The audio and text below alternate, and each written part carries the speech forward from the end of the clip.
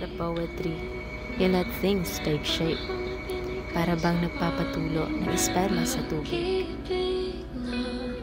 Para lang isang halik sa hangin.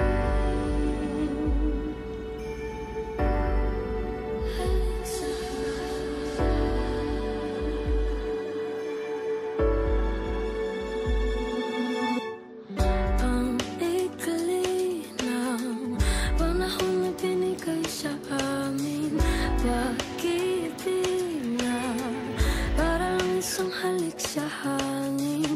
Sandali lang nabuhay ang pusong ito at ngayon nagdurugo. Dahil nga ngayon wala na ako doon sa piling na mayroong pag-asa pa ba. Sana lang ay magkaroon isa pa